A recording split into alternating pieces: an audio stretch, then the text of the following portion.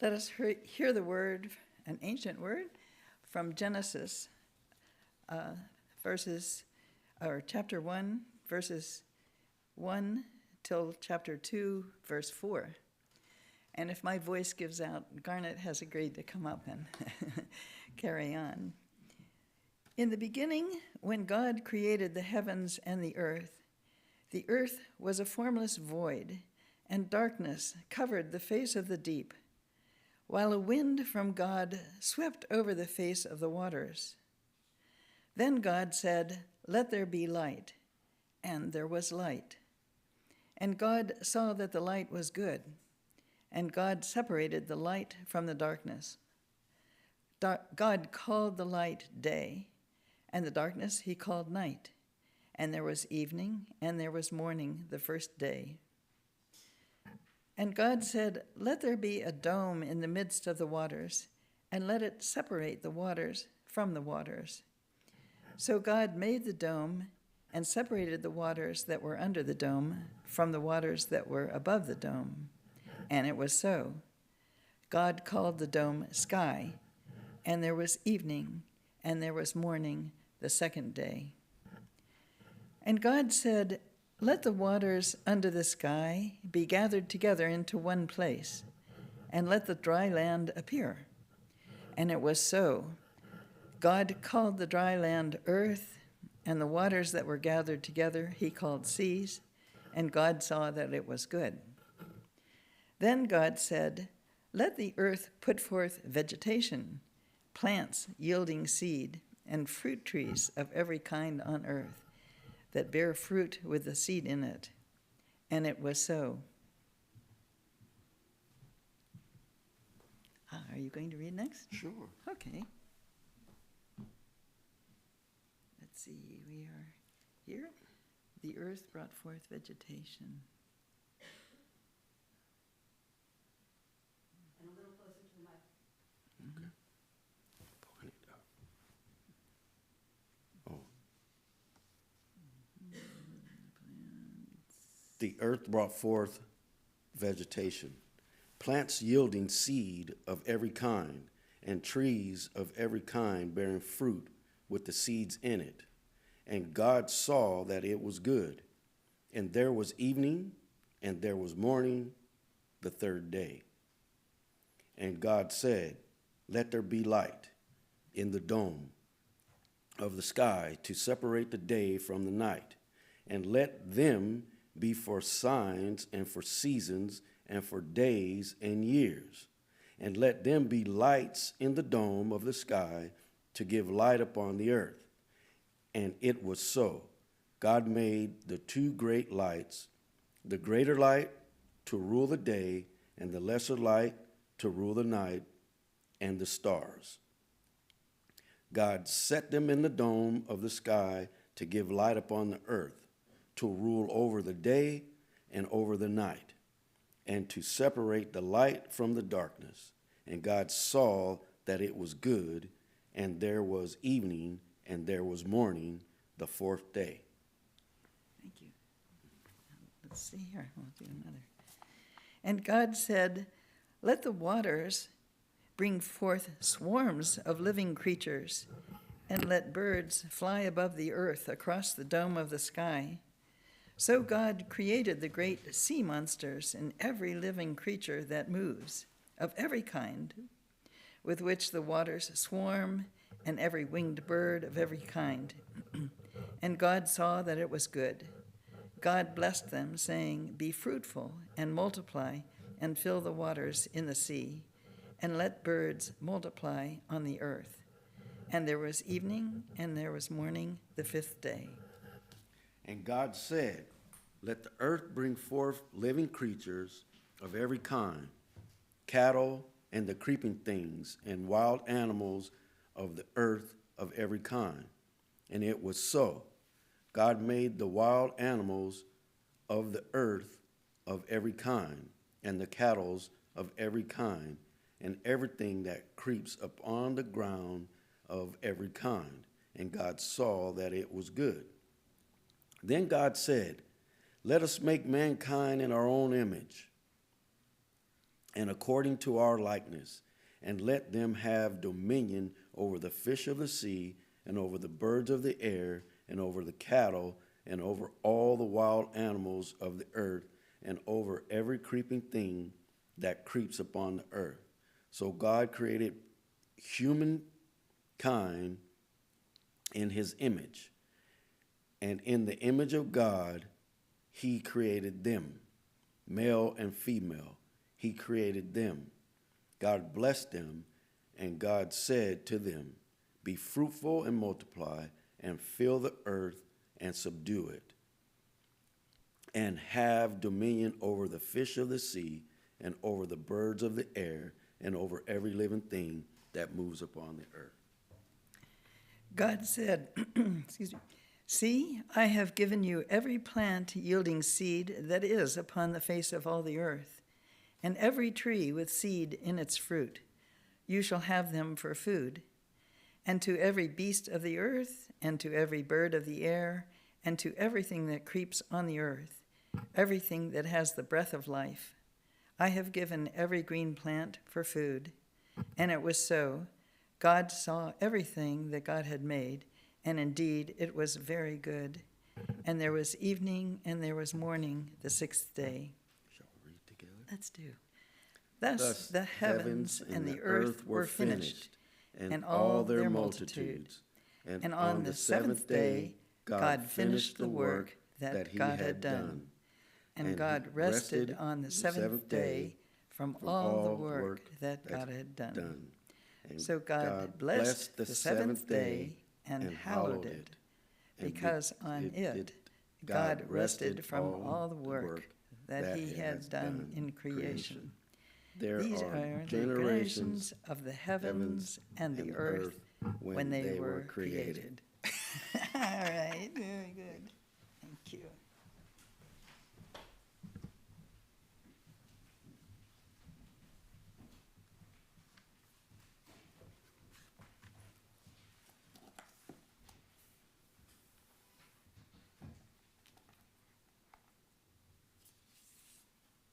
And it was so.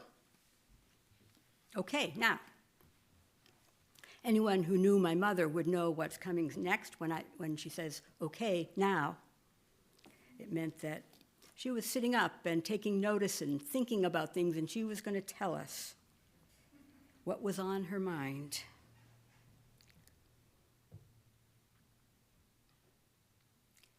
I was so excited last Monday when I came to Mill Valley for the 125th anniversary celebration.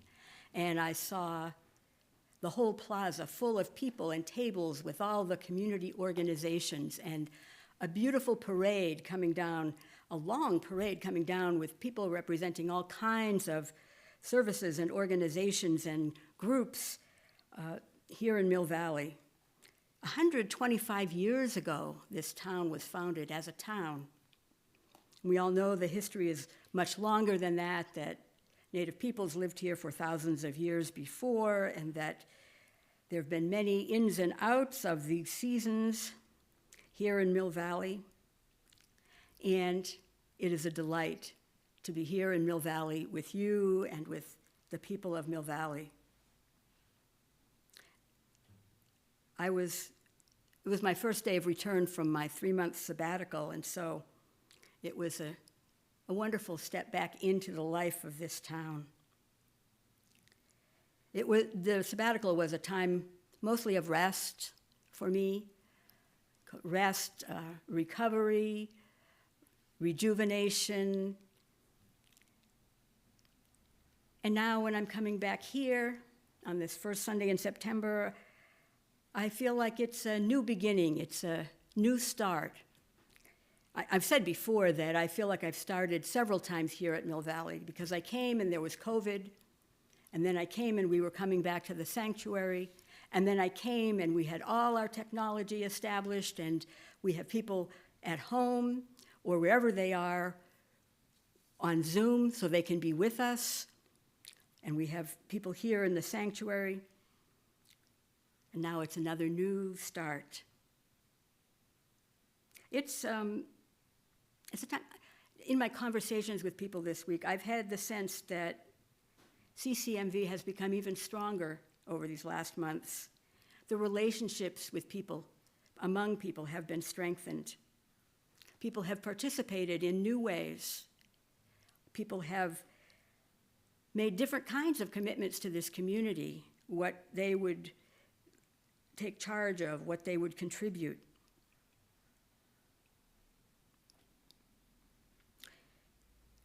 There are many stories that we tell about ourselves, and I'm looking forward to hearing more of them.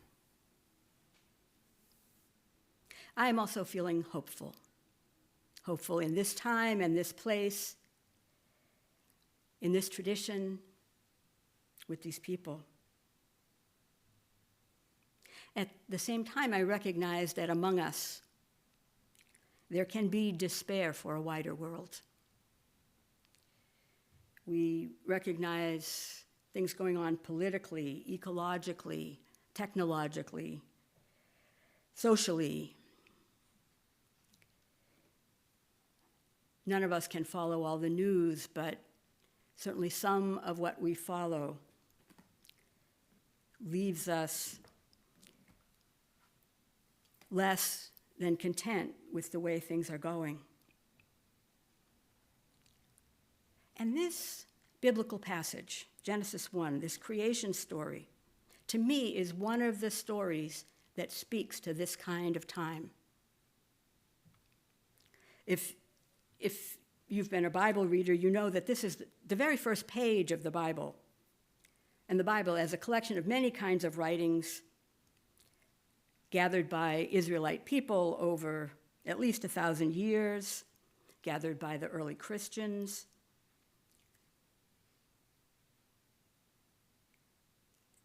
It's a beginning, and it's there in the beginning for some reasons.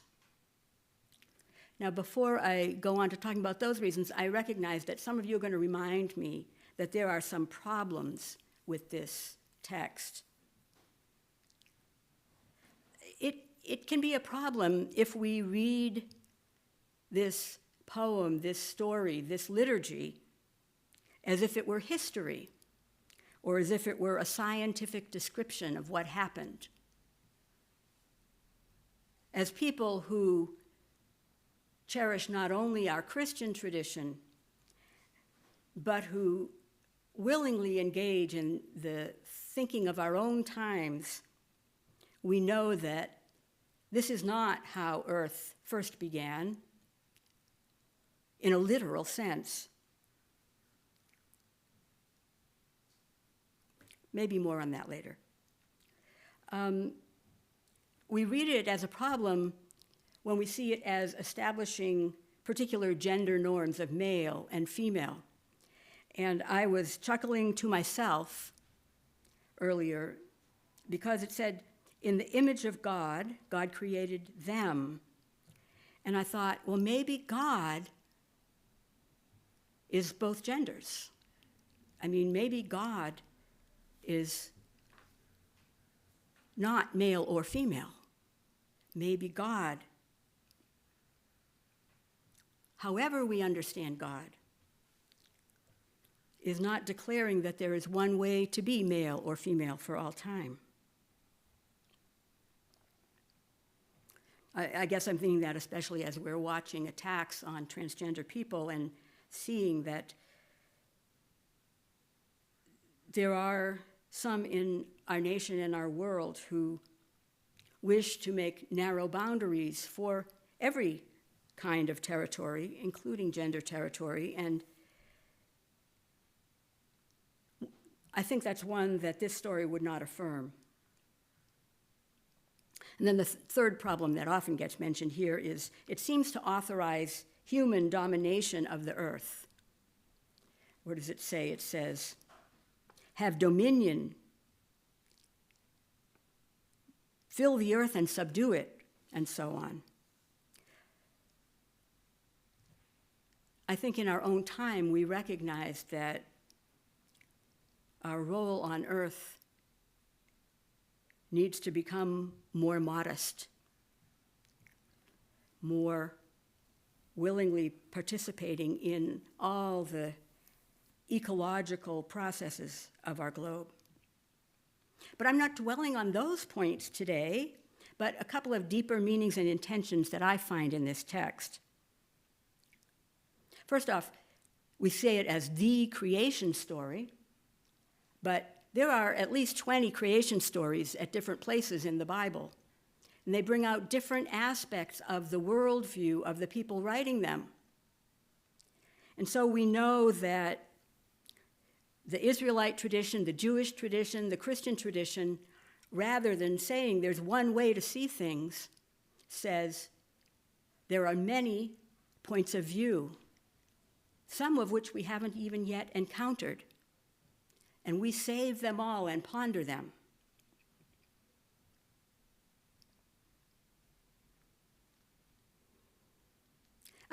We can ask ourselves, well, who then wrote down this particular version? Who wrote it, and why did they write this one, and where were they, and what was happening?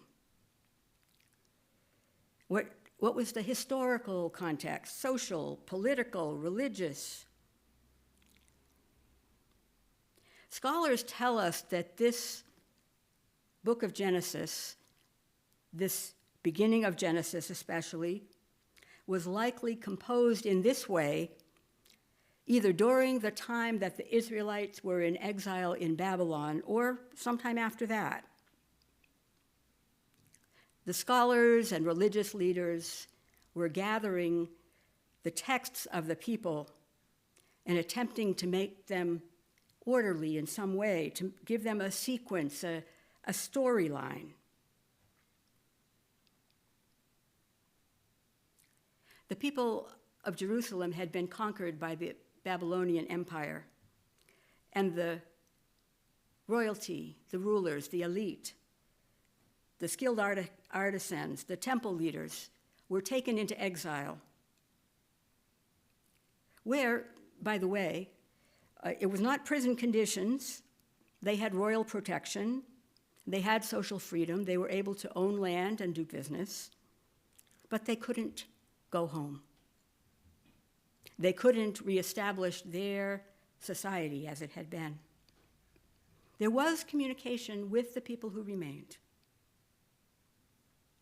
And so these people, these educated, these deep-thinking people, said, how are we going to make sense out of how we got here and why? And what are we going to do about it? And what they did was they gathered their texts together. They edited it into a sequence. They changed some phrasing, perhaps. We don't know, because we don't have any earlier documents. But they said, let's start at the beginning. Now, these old stories that we have, this in particular, this Genesis 1, has a lot of echoes with the creation stories of the Babylonian people, and it lets us know that they were not only reading their own stories, but the stories of other people as well.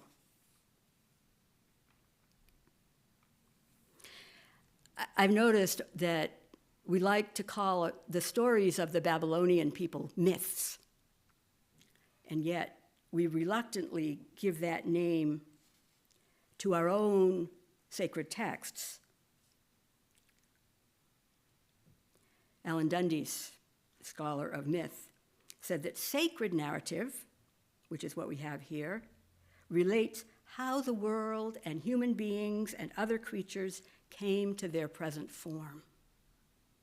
We have a myth here, a sacred myth, one that has shaped our thinking over the centuries, one that has been used sometimes to mislead us.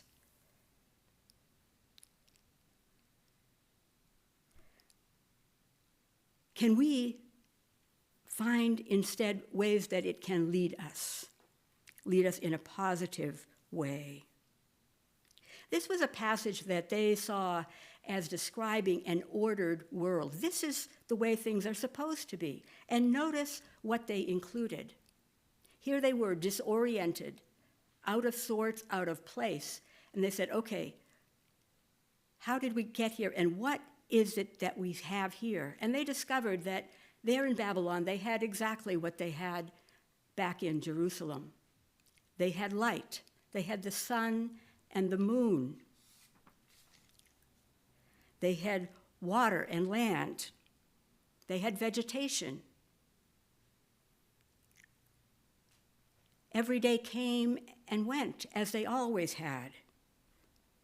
There were birds in the sky and creatures swimming and walking over the earth. It was so, even there in Babylon. And so we can do this, do that in our own moment. We can get up in the morning, and if something comes to our mind that worries us, we can say, let there be light, and there's light. There's earth and sea. There's birds and fishes and animals. And yes, humankind too. And God said, let us make humankind in our image. Perhaps like the God portrayed here, we too can understand that these creatures that have the breath of life, they need food. And so do we. And we are fortunate here in this time and place that we have food. They need the air, the sun, the moon.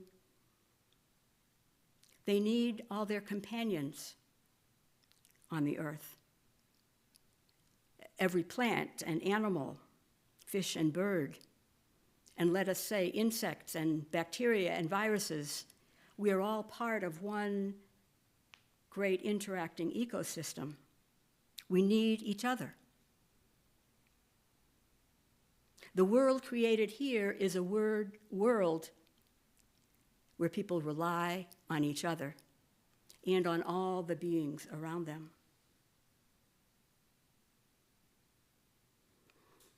And perhaps speaking even more strongly to me, when God had finished the work, God rested. We get to remember to rest as well.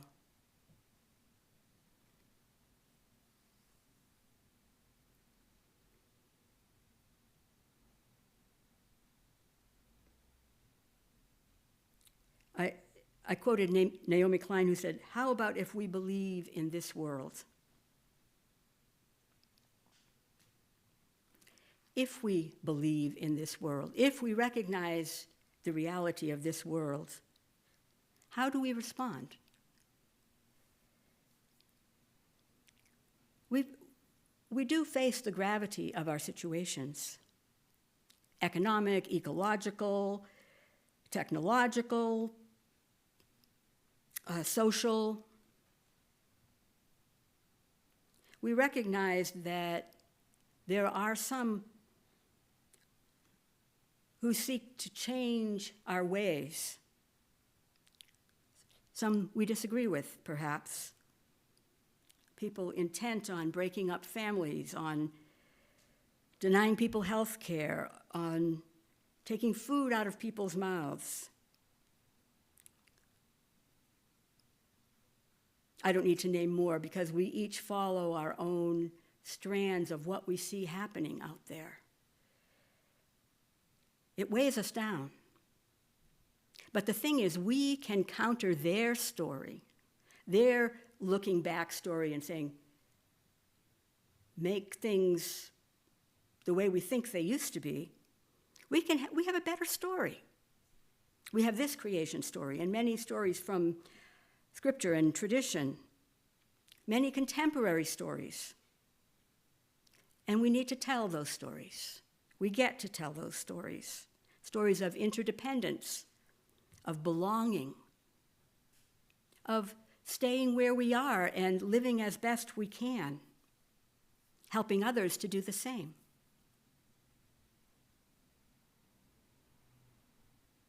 There's a Yiddish concept, Doikate, which is translated here-ness.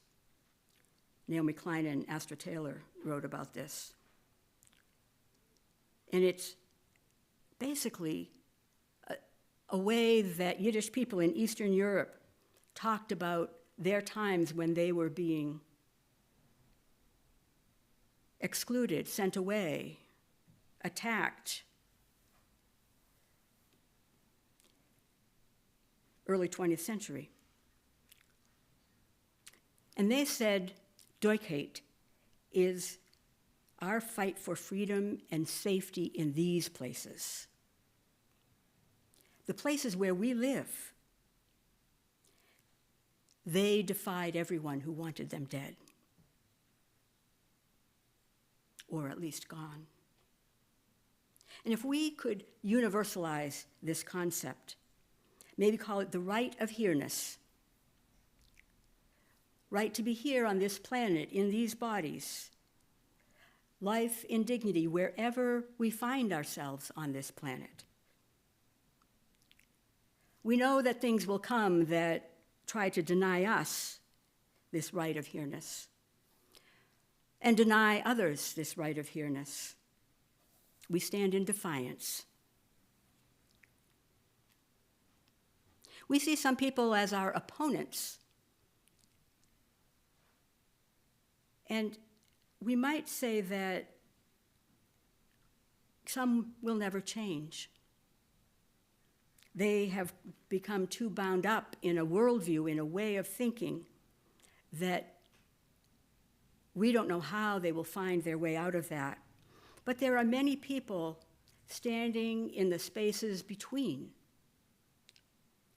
1 foot here on this point, 1 foot there on that point.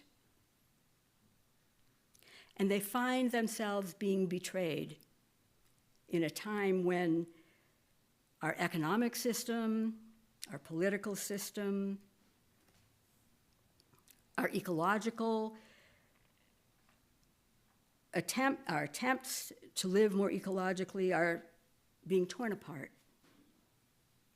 I'm abbreviating here, but you know what I'm talking about.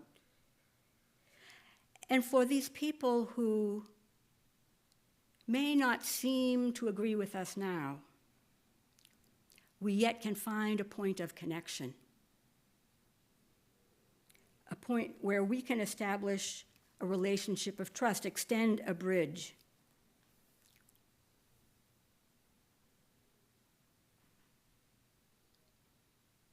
Now, the church was at the 125th anniversary celebration for a particular reason, which is this is our 100th anniversary this year. So it's an anniversary for us as well. And we too have been looking back on our history. How did we get here? Who are we?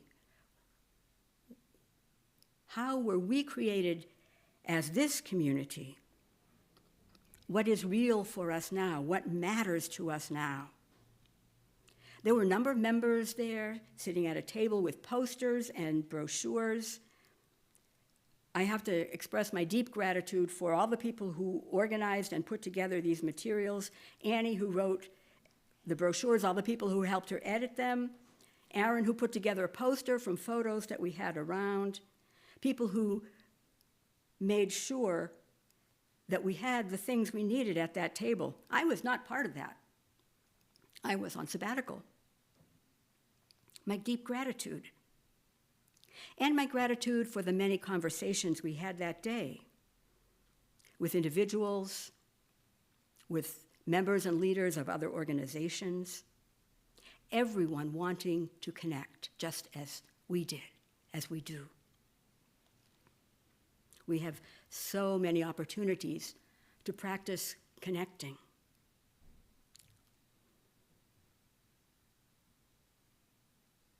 We don't all agree on everything, even in this little congregation. But I like to think about what Adrienne Marie Brown has said. She wrote, instead of asking, do we all share the same worldview? Ask, is your heart beating? And do you plan to live? Then come this way, and we will figure it out. We'll figure out the rest on the other side. This reminds me of the many creation stories in the Bible, the many strands of the Christian tradition and other traditions that come into play here at our church.